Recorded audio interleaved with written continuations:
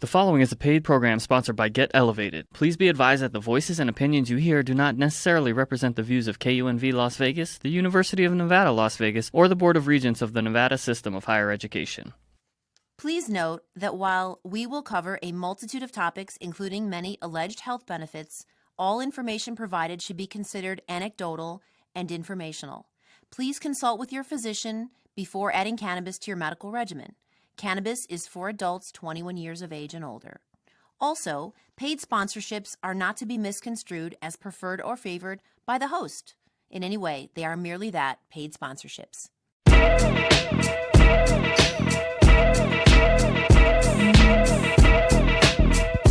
Good morning and happy Saturday, Las Vegas and beyond. This is Gia. Welcome to another episode of Get Elevated with Gia. I am here for part 2 of Cannabis Community Leaders with P-DUFF, a.k.a. Patrick Duffy from Flower One. Hi, Patrick. Hi, G-Money. Thanks for having me back. This show is about cannabis, and my goal, the vision of the show, is global access, awareness, and education of cannabis. And Patrick and I actually are, we share that reason. We are both in the business of selling weed. So that's our leadership role in the community. It's fun to say that, isn't it? It's never-ending fun.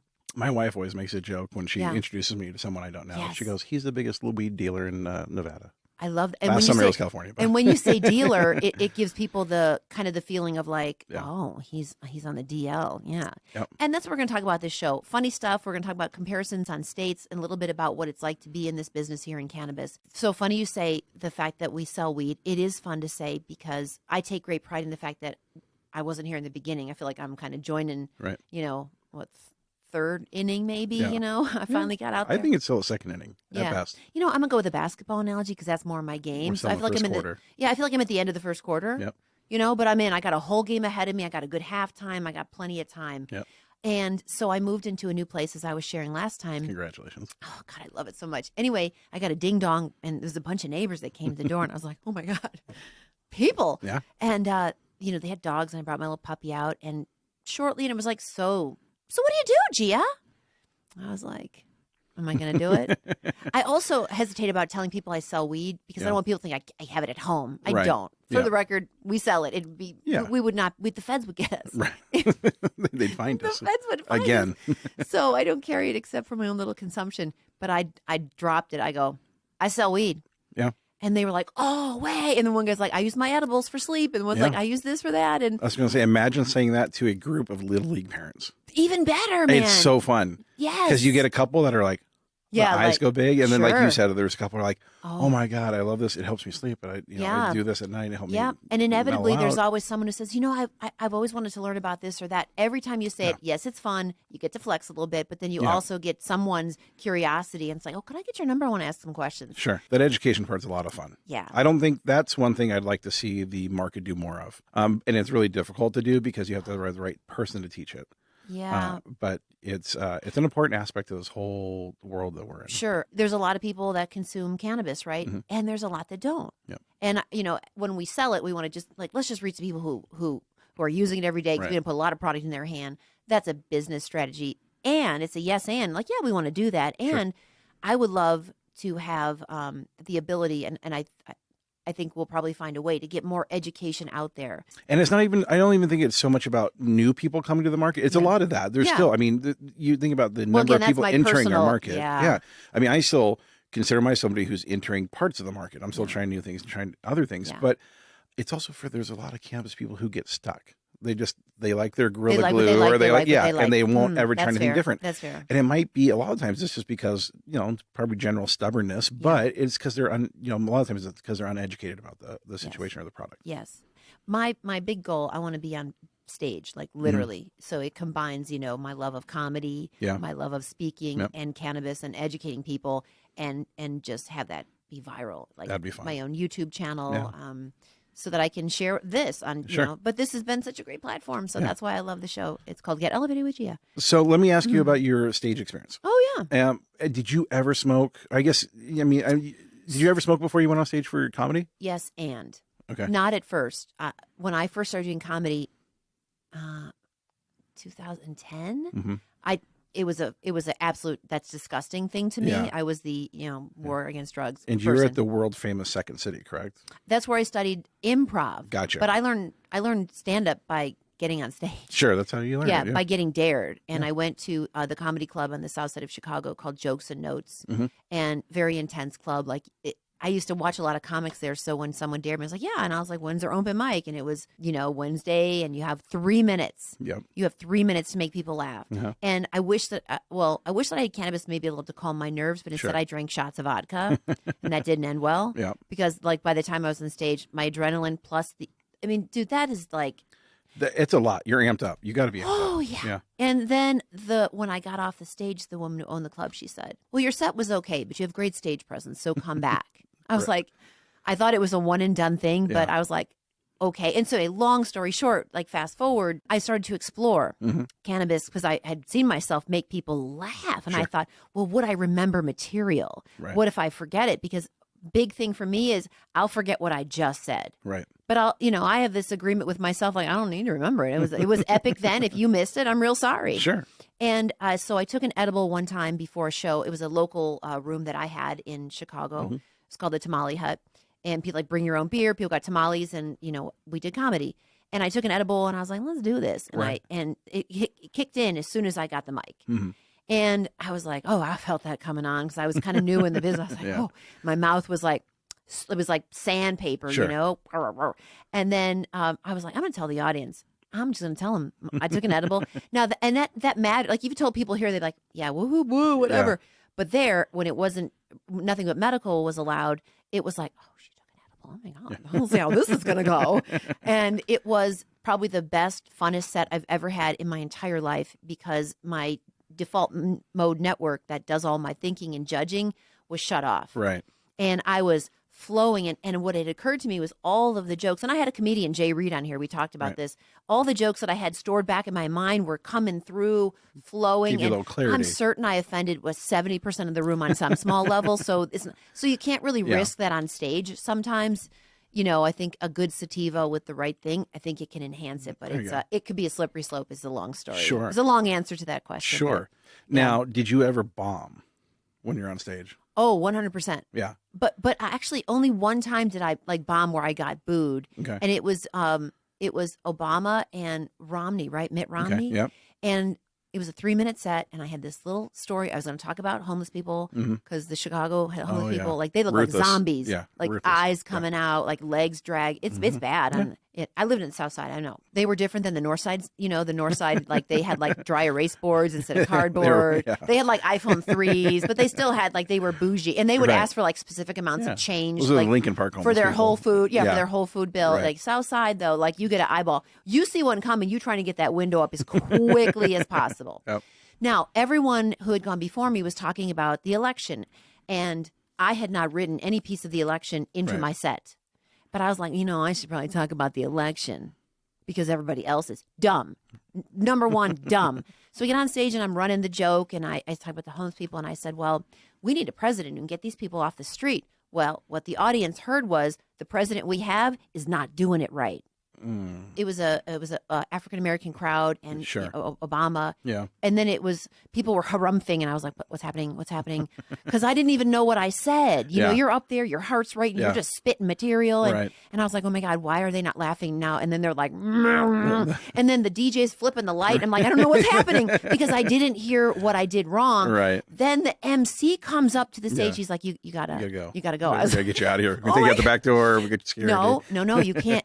I was like, I cried almost the minute I sat in the back, but you have to hold your ground, especially amongst comics. You can't just sit in your car and cry. You got to do that later. And I sat in the back, and I just kept my chin up. And it's not what you say, it's what they hear. Sure. And they heard that I completely shredded their president, that he couldn't do a good enough job. For sure. So yes, I did bomb very badly, and I can almost get sick about it now. Right. That's how bad it was. When you said they were harumphing, that made me think of Blazing Saddles when they were going harump, harump. You're going around the room. Yeah, it was like that's how it sounded. Like I didn't understand it, and I kept. So you knew it right away. I knew something was wrong, but I didn't realize what, because I was like, I didn't say anything wrong. It's what they heard, but I kept running the set, and my God, it was like air just sucked out of the room.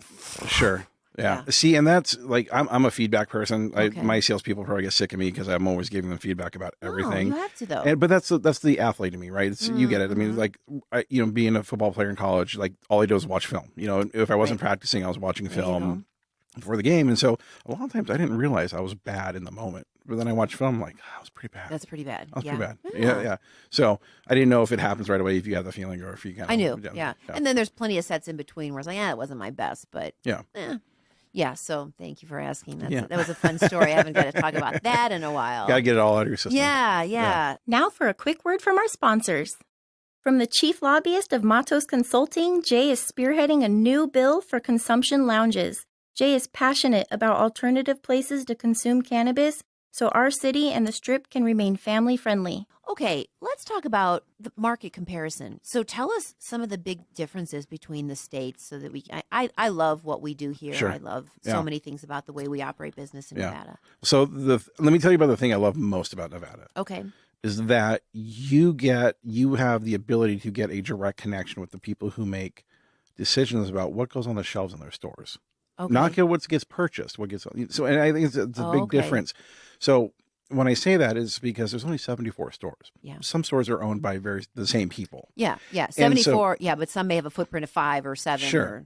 And so what I love is that I get a direct connection with who I need to have a direct connection with on our level. Agreed. I feel that. Yeah. Because in California, there's so many layers, And so from the sales perspective, that's, we have easy access, but over there you have to go to the distributor, right? You got to go to distributor. And even at that point, are you going to have the relationship with your distributor? Or are you going to have the relationship with the stores and work around your distributor? Sure. Because the distribution model is very, very different in California. Yeah. So having the ability to take products and actually sit across from people who do own the stores and make those decisions and have an intelligent conversation about them. And this is where the corporate experience kind of helped me out. And I get to talk numbers. I get to talk revenue. I get to talk bottom lines. I get to talk margins, like what's moving, what's not, what makes a difference to your business. And the ability to have that conversation and teach people how to have that conversation has been really fun for me in this market, because you really do feel like you're making a big difference in their business and their day to day. Yes, it feels to me like consultative, and you get to really build a relationship. I think it's a very special. Selling cannabis in Nevada is a very special thing. Yeah, and you just don't get that in California. You really have an interesting experience. You can't have relationships with both. You can't have with the distributor and the store owners. It just doesn't work that way. And you have to kind of pray and hope that your distributor does have those relationships or can form those relationships. Yeah, so, it feels like definitely arm's length from the actual customer. And, So every part about the cannabis supply chain in California is very segregated. Meaning it's if you grow, that's what you're going to do. You're more than likely going to grow. It's very rare that you grow and have a distribution or grow and have a production facility. So along those lines, but being able to make a difference in the store on a real great level has been an amazing process. So, but also in California, and maybe it's just my lack of time in Nevada, but my California experience is still, the California cannabis experience is still very much driven by the black market. It's still very present. It's still very alive and doing well. So say more about that. There are black market dispensaries. Yeah. Which I don't understand how they can even be open. Because it's really, it doesn't cost you a whole lot to set up a pop-up. I mean, let's say you're just in it, you find a cheap rent district part of town, throw open a store for a month. Let's say you make 50, 60K in a month. And you just move on before you get caught. And then you just move on. And those people who do that they're never in the store. So the poor people who they hired to work, which think they either don't know or they're the ones getting stuck with all these problems now. What else? Let's talk about the shopping experience. And maybe compare states. How would you describe the Las Vegas shopping experience? I think the Vegas bud tenders are much more educated than California bud tenders, and that's not necessarily a knock on California bud tenders. Right, understood. But I think it's just our market in Nevada in general, because another great thing about it is that we track terpenes on our COAs. In California, they don't at all track the terpenes. And I hate that. I hate looking at spending $80 out the door for an eighth and not knowing what the terp profile is, except thinking, okay, if this is Blue Dream, I think I know what's in there. Yeah, and you don't want to go home and look at one of the websites that tells you what the strain is made of. I'm not doing that. You want somebody you're shopping with to be able to explain that to you. Yes. I also think that's part of the cannabis market, the dispensaries being very fragmented in California, where one person might own 2, one person might own 3, whatever it might be. They don't own very many. It's not like they do here. So they've been fortunate enough to not only have that information at their fingertips, but they are able to build a corporate training platform Okay. And so they educate their budtenders a little bit more. And I'm not saying everybody does that. Oh, right. But generally speaking, they're more educated, it seems. Yeah. I have always felt like the buying experience is very good here in Nevada, as opposed to California is really hit or miss. Yeah, I think, and every time I go to Cali, I try to pop into a dispensary, and I like the experience where the person behind the counter is very familiar with all the products. Correct. Yep. But you can tell some that are just steering you down what they like. Yep.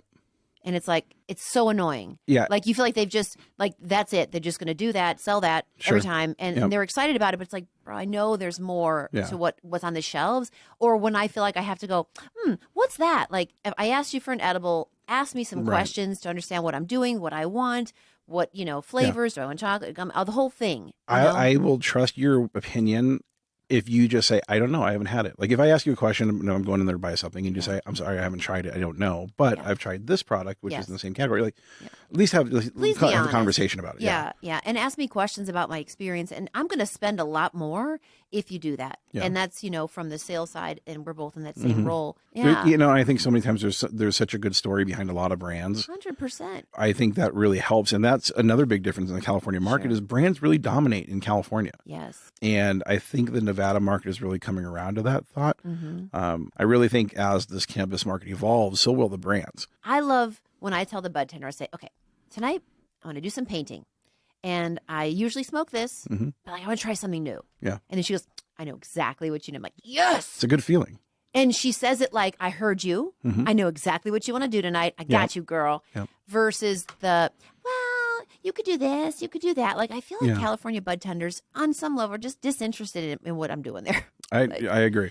And not as a whole. There's many wonderful people. I'm just saying, in my experience, that's been. Yeah, and that could be a product of the environment, meaning they have a ton of brands in California and they just don't have time to do the education aspect. But at that point, the store level should really be educating their people about what they have in the store. So I totally agree. It needs to be. What do you think about pop-ups? They're real hit or miss.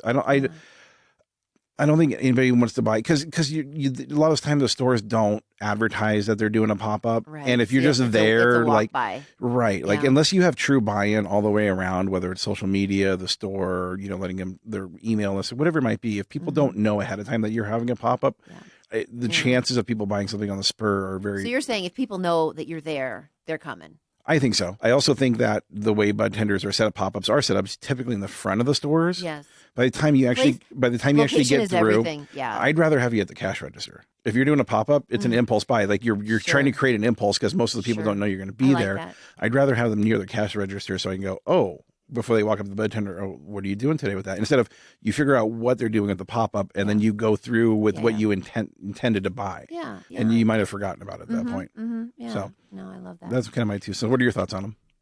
I think they're a necessary evil. I think that you have to do it, but I think the placement is everything. You have to run something aggressive. Sure. I think they're necessary. Do you think the weed is better in California? I think there are farms that have better.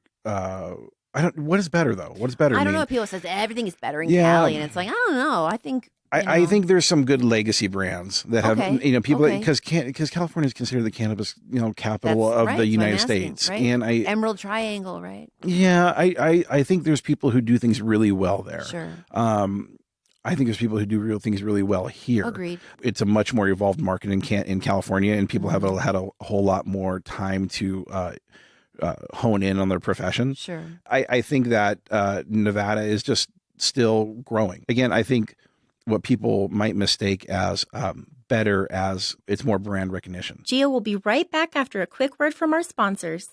Can, the world's first microdose THC beverage, is now available in dispensaries all over Nevada. Out of all drinks in 2019, cannabis or not, BevNet recognized Can as the best new beverage. It's only 30 to 35 calories per serving and comes in 3 delicious and award-winning flavors: lemon lavender, blood orange cardamom, and grapefruit rosemary. More information and where to buy your 6-pack of Can is available at our website, drinkcan.com. That's with 2 N's, drinkcan.com. Yeah. Here's an important question, Patrick. Oh, P-DUFF. Yes. After the 3-foot bong rip from the previous episode, did you ever do a bong rip again? I did. How long after the 3 foot? About 3 years. Okay. Yeah. So you're number I think three. I was 30. Was it another 3? Another you 30. were. There you yeah, go. right 333. Yeah. Okay. You had angels with you. Lucky threes. I got it. So, tell me about that story. When you were facing that opportunity, were you like, I don't know? No. Did you have PTSD? No. No. Because you were ready. Something I value greatly is learning from my mistakes. Oh, and so as an athlete. I took that moment and I said, I'm not going to hit this one so hard. I'm going to take it easy. There it is. So I did take it easy, and it was a much more enjoyable experience. And did you continue on being a fan of the bong? No, not so much. Yeah. If it's around, yeah, whatever. Yeah. But I've kind of moved over to dabs and everything else. But I mean, how do you feel about bongs? Yeah. Have you? I don't care for them. Yeah. I don't have a good relationship with them. I like to buy them and collect them. I have a beautiful, I was a gift actually given to me as a big Jerome Butler, like 2 foot maybe. Those are fancy. Gorgeous. Yeah. So I did my first bong rip at the new tasting lounge when it was, pre-Rona. It's back. Oh, fantastic. It's coming back. Oh. Yeah, next week. Okay. Yeah. And it was L'Orange. Yeah. And I was like, you know what? It's time to do this. It was the opening of it. That's right. Okay. Tyson was there. Yeah. That's right. And I had premier seating. I took that bong rip. I took that sativa. And I swear to God, P-DUFF, I thought my head was rotating around. It was all head, like literally shoulders up. The rest of my body was like, da-na-na-na-na, but straight up. Yeah. And I felt like my head was just spinning around. I was like, I'm seeing everything here. So I'm high as a kite, spinning around. And I see this like what looks like Tyson with like a pastel, like a Tommy Bahama shirt, like loose fitting pants. Yeah. And I was like, dude, he's old. Yeah. I'm like, what? Well, probably about that time you saw him, he was like really out of shape and No. It was Mayweather. Oh. But I was so high. You He was the pregame show. Right. So he comes out and I was like, dude, Tyson is old. And I was like, just trying to figure this out. And I was asking people, I was like, should I go up and get his autograph? Right. And they're like, no, you can't. You got to get permission. I was ready to go get his autograph and call it a day. And then I see Mike Tyson. I'm like, oh my God, I need to go sit down. Because I was completely confused as to who Mike Tyson was. Right. Yeah.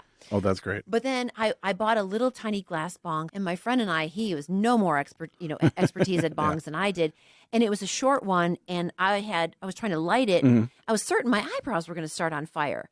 Because apparently you got to do some dance with the flame, like you light it, then you blow it, then you pull back. Oh, no. I always let somebody else work the flame for me. Well, I was trying to work the flame, and the two of us, like, you could feel the smoke coming close to my scary. It was terrible. And then it was such a short neck on it that it was like if you took your fist and just shoved it in my carotid, just poof. And I was coughing, like you said. Sure. It was at least the hours It's rough. of the night. I made tea. I put like Vicks on my throat. And then I went back a couple of times. It's just not my thing. Yeah. And then it's like pull. And by the time it gets to the good stuff, I'm out of air. So I'm like, ugh, And So what's your favorite piece out of everything you have? I love bowls, and I love many of them. And I like to collect them. They're what, $10, and you can get, there's so many pretty colors. And I'll use them a couple times, and then like I don't clean them. Yeah. So I pitch them. I don't know how to clean them. I'm not doing any work to clean them. Yeah.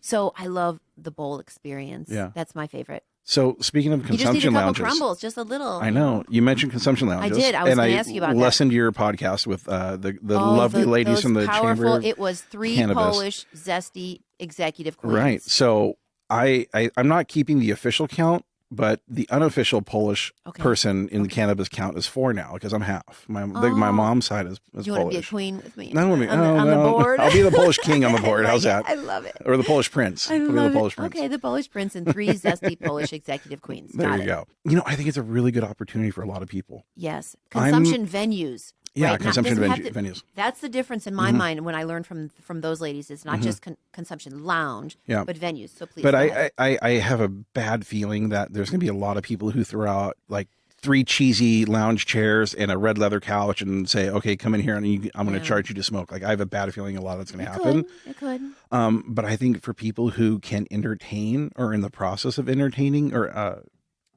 able to entertain people, I think have a really good opportunity to get this done. This is what I'm doing. I'm going to do a 1-woman show. Yeah. And I have a little venue that I'm working on. Mm-hmm. It's actually a private residence. It'll be a really small show. Like kind of when Kevin Hart opened up his comedy club in his house after Rona, he put the mask on.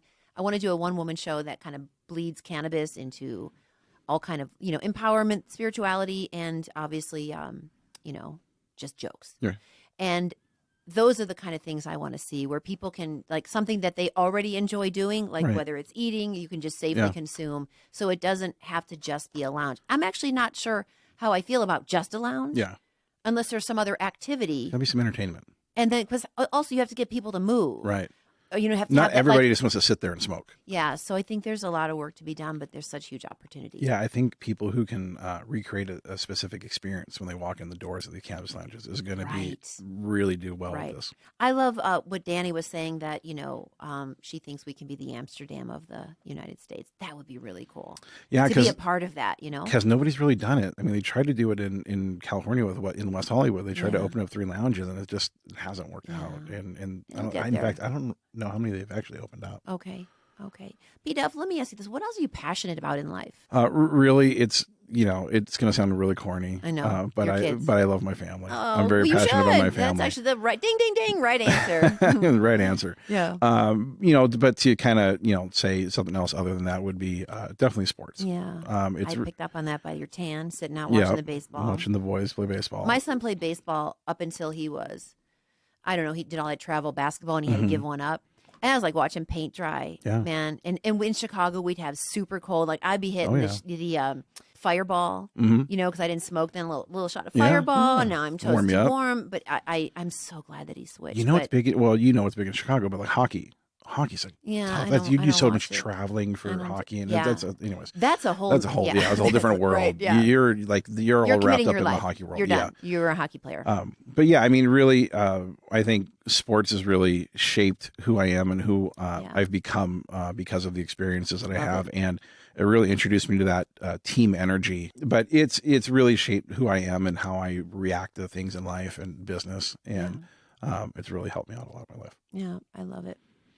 Okay, so you're passionate about your kids. Is there anything else that you would love to share with all these thousands, hundreds of thousands of listeners who are inspired by your story about working in cannabis, being a strong leader in cannabis, and really, you know, coming in at the, you know, the end of the first quarter, like me? And I say take chances, whether it's trying different cannabis or trying to get into. I hear so many stories about people who want to get in the cannabis world, but they just not really give it a shot. Well, but reach out. Like, not everybody, like, we're always, I know personally, and you probably feel the same way, I'm always looking for good salespeople. Always. I think that's always going to be a task in our life, is to find the right salesperson. And because you got to try new things in life, especially if you're younger. That's why I always tell my younger self. And I did take a chance, and I worked for myself, and I learned a lot of good things in that experience. But you got to take chances on yourself and believe in what you can do. And you got to believe that if you want to do something bad enough, that you need to find a way to do it. 100%. And that's all that matters, is what's the end of the line. And I think show up where cannabis functions are, especially in this state or wherever you might be listening. Like, show up to the events, find the people, be genuine about your ability or your desire to be in this space. Yep. And if it's really just about the money, I think it's not. Yeah, it's a small community. Those people get weeded out really fast. They do, and the grind will get you. Yeah, the grind will get you. You'll be like, this ain't worth the juice, ain't worth the squeeze if you don't love the plant. Absolutely, yeah, 100%. That's what I say. Yeah. Oh, fantastic, fantastic. What's a cool thing you want to say at the end of this? You know, I'll say be true to yourself. Oh, I love that. It's really important to you. That's elevation right there, baby. It is. Be true to yourself. It really is. It's important to remember what you want in your life and to go after it. I'm going to leave with these parting words, which this might be a new part of the show, is to have parting words. Is where your attention goes, your energy flows. You know, so I think, always thinking about where our attention is, because that's where the energy, and where the energy is, that's where the manifestation is. So look at that. Give me a little fist bump there. Good job, G-Money. Two wise leaders, P-DUFF and G-Money, here to talk about, you know, being in the cannabis space and the difference between Cali. I appreciate your insight into that. Yeah, I used to think that I was in a hurry to get to California to do this work, because it was like, you know, if you can make it there. I actually think Nevada is very much like that. If you can make it here, you can probably make it anywhere. You can. Because you understand. It's hustle. It's cutthroat here. Yeah. It's you know, but you learn a lot about yourself, and you learn a lot about the people you work with. And it's those connections. And we see great people like yourself in the community and the events, and it's always a friendly hello here. So, But Gia, you're doing a wonderful thing. Giving people the opportunity to expand their horizons and expand their education about the product is amazing. So thank you for doing that for the community. Thank you, P-DUFF. Appreciate your time and being here. I've had a lot of fun. And dear friends, as I always like to say, welcome to the future of cannabis. My name is Gia. I'll be your tour guide.